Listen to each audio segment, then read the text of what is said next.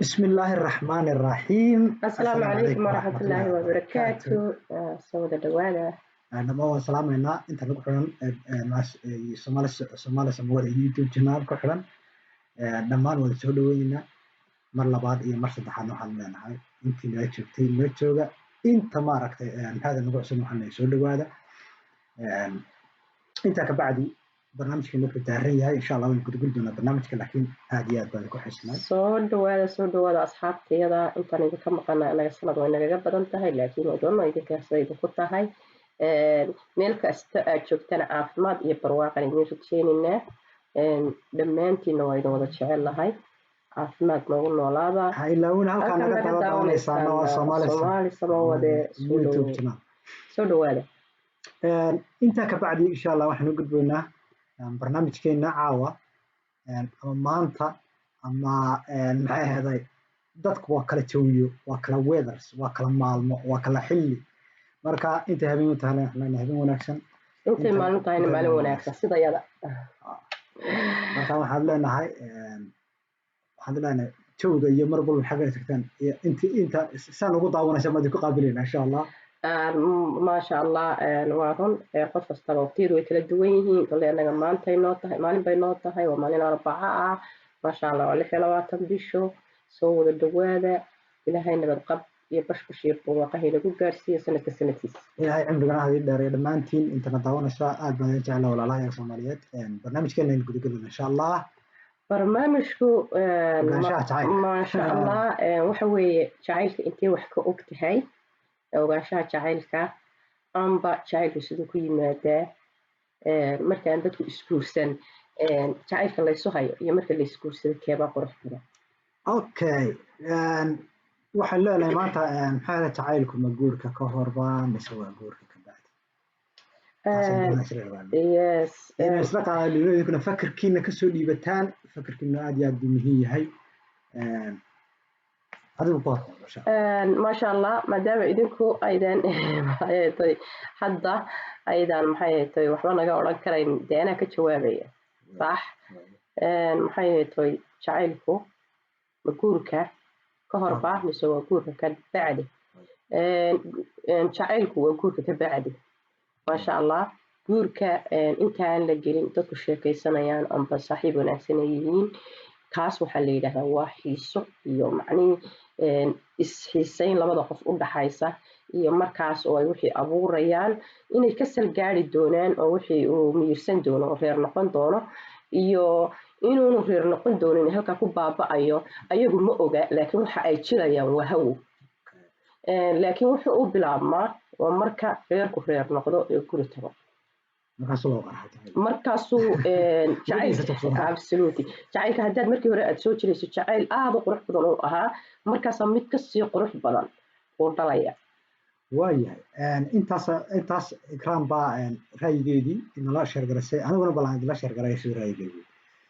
sababta ay leedahay marka la isla eegno horta ra'yiga saan isla aragno waa hooyo aniga laftayda saasaan qabaa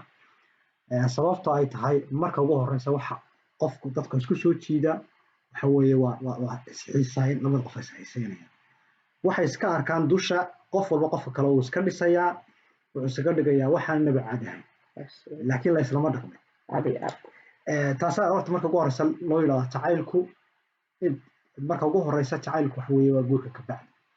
guurka ka hor waa xiise labada qof markay isguursadaan ay isgudagalaan ay isbartaan ayay ishawa qabatayana naftooda isqabataa waa talaama naftooda isqabataa labada qof kala boodaan ama kala boodaan marka dad baa jira badan oo maaragtay in badan isla nool oo laakiin haddana aan jacayl jirin ma garan haddana haafana jirin marka maxay taasuna haddana kala keenta marka qaarkood oo maaragtay inay isla noolaadaan laakiin jacaylku inta ugu muhiimsan importantiga waa in isla ogaanaa inuu yahay guurka ka bacdi taas weeye labada qof isula noolaanayaan labada qof isla jaan qaadayaan taasay la waxaan jeclahay idinku inay la qaateen ما شاء الله كل أنا أركتي تاس أي محيطي لم يتهاي محيطي رشيد تذكر أوش جاي يقعد شعيل نأن تشرين ماشي اسمها نأن تشرين هدنا وده تشوبه I don't know أنا قلت أنا جارة ما أوران كرا إنه وده تشوجان waayo waxaasoo kale waxaa sameeya waxa weeyaan dadka danaha gaarka isku fiirsanaya ayaan ka wadaa. Laakiin jacaylku sidiisaba wax isqariyo maaha, wax maxay aheetoy madmadow galana maaha. jacaylku sidiisaba waa laf dhabarka bini'aadanka.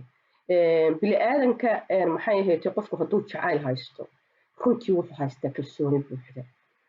wuxuu haystaa yididiilo aad u qurux badan, wuxuu haystaa xasilooni, wuxuu haystaa marnaba inaan dhiiggiisu kicin.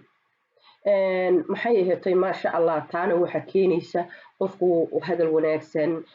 kalgacayl wanaagsan, qabow aad u fara badan. qofkii wax ka xanaajiyaba markaanu arkayn amba uu kulayliyaba aanu arkaynin, qofkii dee wuxuu la kacaaba waa khalad. marka jacaylku waxaan leeyahay ha guulaysto, dadka jacaylka fahansanna amba uu ku dhacayna waxaan leeyahay waa soo dhaweynaynaa. jacaylku kuwa ku dhacay ee aan u qabsoomin waxaan leeyahay sometimes wuu kuu qabsoomi doonaa. kuwa uu u qabsoomay ee midoobayna waxaan leeyahay waa inay halkuu uu taagnaa kasii kordhisaan uu xawaaro dheer jaraa baan leeyahay. exactly. muhiimaduna waxay tahay number 1 inaan isla ogaano, inaad ogaataan inuu jacaylku yahay guurka. taasay tahay muhiimadda qof walba ogaado. markaan leenahay taa horena waa naga soo sheegnay, iminkana waan ku celinaya. way jiraan sababo badan, dad badan oo aan shaad la sheergareeyay, sababo badan oo aan jacayl la jirin oo isla way jiraan. sababtay tahay waad arkaysaa dadka maaragtay muhiimadda, waxaad arkaysaa siday u kala socdaan, waxaad arkaysaa sidaan isla jaan qaadaynin, waxaad arkaysaa sidaan isu caawinaynin, waxaad arkaysaa aan dhibta soo qaybsanaynin. waxyaabahaas oo dhan baad arkaysaa. sababtay tahay ma odhan karo dadka qaar ma odhan karo way isjecel yihiin. sababtay tahay ama jacayl baa jira. maxay ahayd dad badan waxaad arkaysaa hawlihii guriga iyo hawlihii familiga aan isla qabanayn, haddana wada jooga. ama dee uu maaragtay qofkii ninka ahaa maqan yahay, meel kale iska jiro, waddan kale iska jiro, magaalo kale iska jiro. jacaylka laguu sheegaya marka lagu leeyahay laba qof baa jeceloo inay nolosha isla wadaagaan, isna wuxuu joogaa ingiriiska ama sweden ama wuxuu joogaa soomaaliya, jacayl ma odhan karaan. absolutely. hadda marka ku horeysa dadku way jirtaa marka horeysa inay jeclaan karaan oo meel isku arkaan isguursan karaan. laakiin horta waa xiisihii arrintu marka ay kabacdi isguursadaan. dad badan oo maarata ku guulaystay baa jira inay noloshooda mideeyaan, maarata isu soo hayaamaan, oo mid walba midka kale uuna isku irdhoonayaan oon jeclaynu ka maqnaado. laakiin dad ay jirto dan inay kala xidhaan waqtigu saamixi waayo. laakiin inta ugu badan isagoo maaragtay ama qofku ama labada qofba ay kari karayaan inay wada noolaadaan. iminka misal loo kala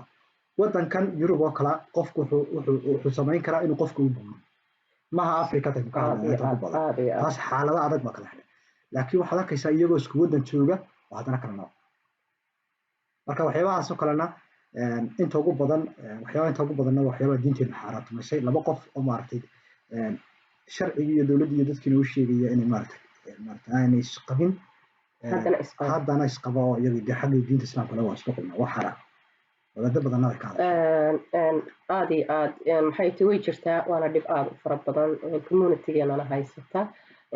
laakiin qof kastaaba kolley iyaga heshiiskooda ayuu ku xidhan tahay. laakiin jacaylku caynkaan maaha. jacaylku waxa weeye ka aan kala maarmi karin amba meel ku kala noolaan karin. meel kasta oo dheer oo uu kala joogana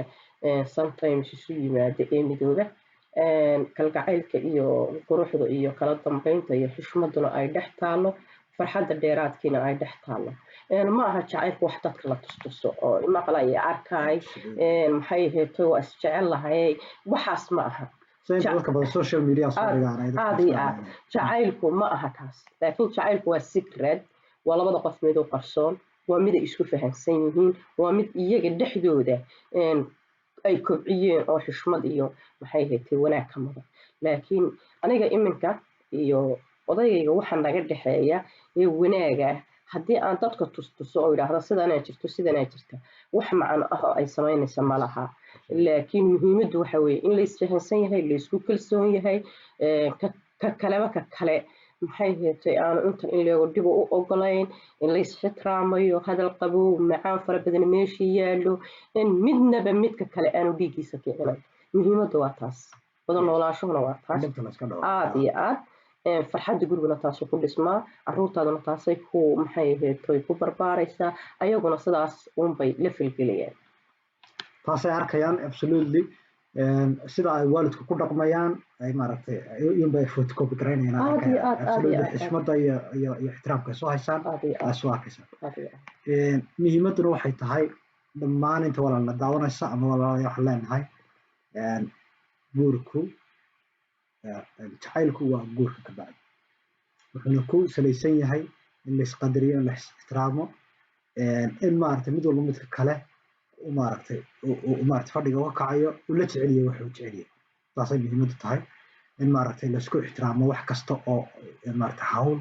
oo maaragtay guriga taala iyo mid kastoo hawl oo dibadda laga soo qabanayo ta ubadka absolutely lafteedu waxa weeye waa mid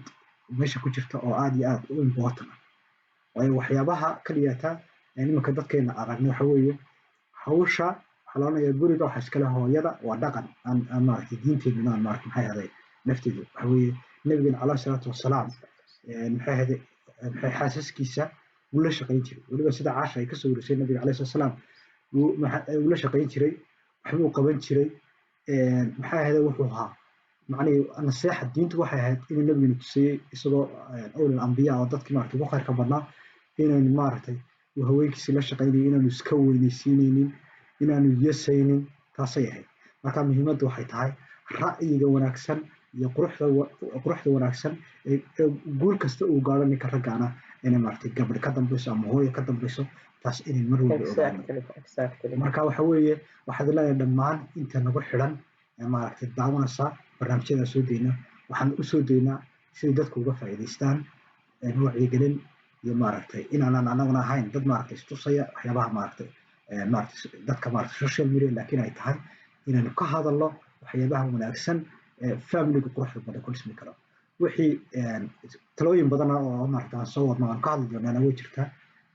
waxyaabaha ay ku xasili karayaan dadka maaragtay familiyada ah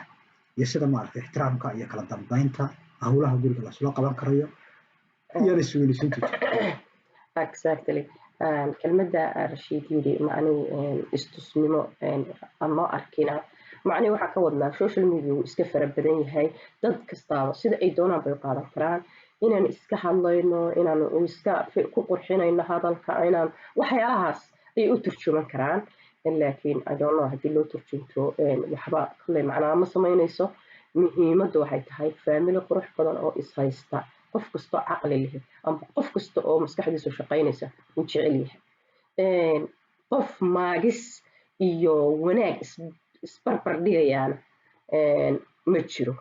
oo had iyo jeer wanaag aad qaadanaysa iyo meesha naxariistu taalo intaas ku soo gabagabeynaya waa muhiim in la isfahmo waa muhiim in la isu naxariisto waa muhiim kalgacayl maxay ahayd xididale inuu idin dhex maro maaha mid indha sarcaada amba biyaseesir ku jira marka waxaan leeyahay guuleysta inta isjecel inta isu soo socotana waxaan leeyahay ilaahay sukin keeno inta imika is haysatay familiyada ana waxaan leeyahay familiya qurux badan oo ku farxno ilaahay idinka dhigo assalaamu calaykum wa rahmatullaahi wa barakaatuh. Wa salaam alaykum. Insha Allah.